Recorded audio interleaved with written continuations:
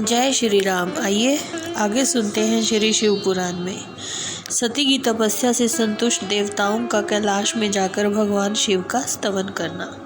ब्रह्मा जी ने कहा, नारद, एक दिन मैंने तुम्हारे साथ जाकर अपने पिता के पास खड़ी हुई सती को देखा। वह तीनों लोकों की सारभूता सुंदरी थी।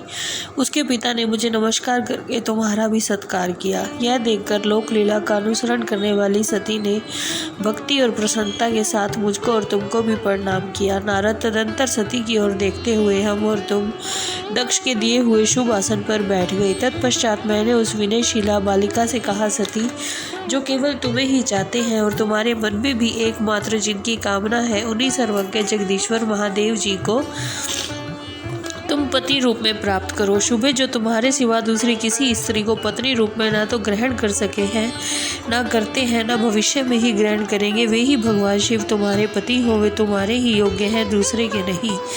नारद, सती से ऐसा कहकर मैं दक्ष के घर में देर तक ठहरा रहा। फिर उनसे विदा ले मैं और तुम दोनों अपने अपने स्थान को चले आई। मेरी बात को सुनकर दक्ष को बड़ी प्रसन्नता हुई। उनकी सारी मानसिक चिंता दूर हो गई और उन्होंने अपनी पुत्री को परमेश्वरी समझकर गोद में उठा लिया। इस प्रकार कुमारोचित सुंदर लीला विहारों से सुशोभित होती हुई भक्त वत्सला सती, जो स्वेच्छा से मानव रूप धारण करके प्रकट हुई थी, कुमार अवस्था पार कर गई। बाल्यावस्था बिताकर किंचित युवावस्था को प्राप्त हुई सती अत्यंत तेज व शोभा से संपन्न हो मनोहर दिखाई देने लगी। लोकेश दक्ष ने देखा कि सती के शरीर में तब उसके मन में चिंता हुई कि मैं महादेव जी के साथ इनका विवाह करूं। सती स्वयं भी महादेव जी को पाने की प्रतिदिन अभिलाषा रखती थी। अतः पिता के मनोभाव को समझकर वे माता के निकट गई। विशाल बुद्धि वाली सती रूपिणी परमेश्वरी शिवा ने अपनी माता वीरणी से भगवान शंकर की प्रसन्नता के निमित्त तपस्या करने के लिए आज्ञा मांगी।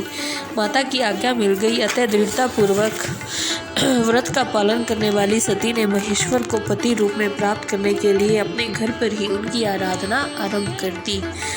आश्विन मास में नंदा प्रतिपदा, षष्ठी और एकादशी तिथियों में उन्होंने भक्ति पूर्वक गुड़, भात और नमक चढ़ाकर भगवान शिव का पूजन किया और उन्हें नमस्कार करके उसी नियम के साथ उस मास को व्यतीत किया। कार्तिक मास की चतुर्दशी को सजा कर रखे हुए मालपुओं और खीर से परमेश्वर शिव की आराधना करके मैं निरंतर उनका चिंतन करने लगी।